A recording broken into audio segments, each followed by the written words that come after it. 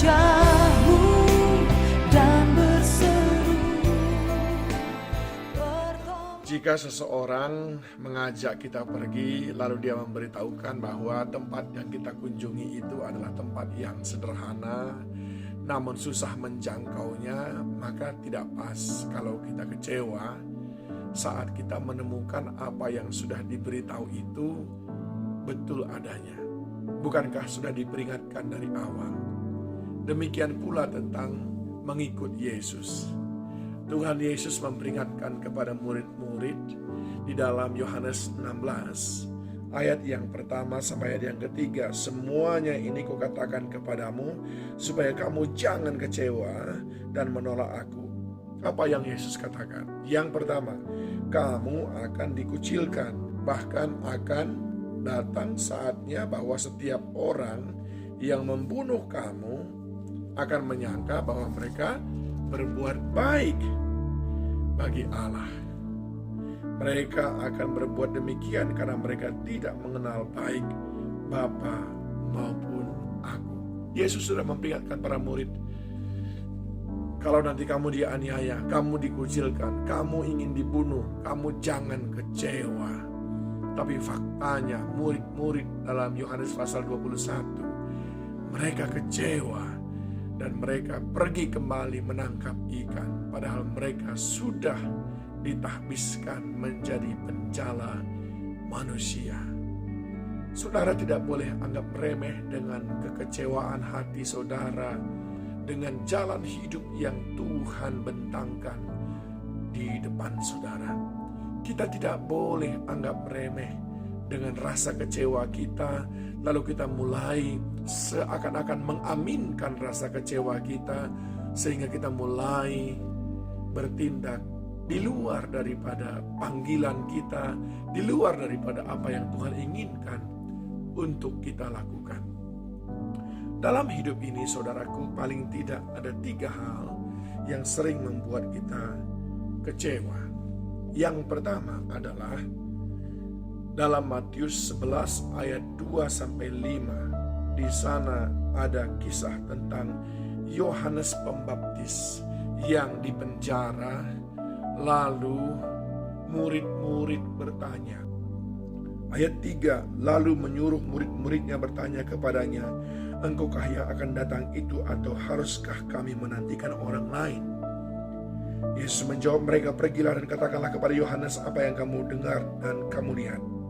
Orang buta melihat, orang lumpuh berjalan, orang kusta menjadi tahir, orang tuli mendengar, orang mati dibangkitkan, dan kepada orang miskin diberitakan kabar baik. Dan berbahagialah orang yang tidak menjadi kecewa dan menolak aku. Orang yang mudah kecewa yang pertama sekali adalah kecewa karena suka menuntut. Orang yang banyak tuntutan, orang yang banyak ekspektasi, harapan-harapan yang terlalu berlebihan, yang bukan merupakan daripada bagian rencana Allah, akan kecewa. Kecewa tumbuh subur di hati orang yang suka menuntut. Yang kedua, kecewa tumbuh subur di hati orang yang tidak mau berbesar hati. Dalam Matius 13 dikisahkan di sini tentang Yesus Kristus yang ditolak di kampung halamannya di Nazaret. Orang-orang yang melihat dia kecewa. Awalnya mereka kagum, luar biasa pengajaran Yesus ini katanya. Tetapi sesudah itu mereka telusuri. Di dalam Matius 13 ayat 55 dikatakan, bukankah ia ini anak tukang kayu? Bukankah ibunya bernama Maria dan saudara-saudaranya? Semuanya disebutkan, intinya kita kenal dia kok. Dan bukankah saudaranya perempuan pun kita kenal semuanya? Kalau kita kenalnya dia, gak mungkin dia jadi orang hebat seperti ini. Ayat 57 katakan, lalu mereka kecewa dan menolak dia. Maka Yesus berkata kepada mereka, seorang nabi dihormati di mana-mana, kecuali di tempat asalnya sendiri dan di rumahnya. Kecewa tumbuh subur di hati orang-orang yang tidak mau berbesar hati. Orang kampungnya tidak berbesar hati bahwa ada di antara mereka yang dipilih oleh Allah, oleh Bapa di surga menjadi juru selamat. Mereka berpikir gak mungkin juru selamat datang dari kampung kita. Karena kita tidak berbesar hati. Kita sering sekali kecewa kepada orang lain karena kita tidak berbesar hati. Mereka lebih baik dari kita. Kita malah iri, kita malah cian, kata orang Karo, karena kita tidak berbesar hati. Yang ketiga, saudaraku, kecewa tumbuh subur di hati orang yang dikuasai oleh nafsu keserakahan ataupun matre. Rasa kecewa tumbuh subur pada orang-orang yang matre, yang dikuasai oleh nafsu keserakahan. Dalam Markus pasal yang ke-10 kita belajar tentang seorang pemuda kaya yang bertanya bagaimana caranya dia mendapatkan keselamatan dan mengikut Yesus. Yesus berkata, lakukan ini, jangan membunuh dan seterusnya, hormati orang tuamu. Dan dia berkata, semuanya sudah kulakukan. Lalu Yesus katakan di ayat yang ke-21 dari Markus 10, hanya satu lagi kekuranganmu, yaitu pergilah, jualah apa yang kau miliki dan berikanlah itu kepada orang-orang miskin, maka engkau akan beroleh harta di surga. Kemudian datanglah kemari dan ikut aku. Mendengar perkataan itu, ayat yang ke-22, ia menjadi kecewa lalu pergi dengan sedih sebab banyak hartanya. Dia tidak mau melepaskan hartanya itu. Dia berpikir terlalu banyak harta itu. Dia mau kuasai harta itu. Dia ragus. Hatinya begitu matre, saudaraku.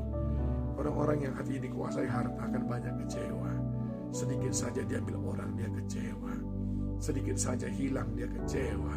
Disuruh menabur, dia kecewa. 3 area rasa kecewa tumbuh subur. Ingat, yang pertama adalah kecewa tumbuh subur di hati orang yang suka menuntut. Yang kedua adalah kecewa tumbuh subur di hati orang yang tidak mau berbesar hati. Dan yang ketiga, kecewa tumbuh subur di hati orang yang dikuasai oleh nafsu rakus ataupun matre. Saya berdoa kita memagari diri kita. Yesus sudah mengingatkan kita, jangan kecewa. Kalaupun ada berbagai-bagai hal terjadi atas hidup kita ini, jangan kecewa.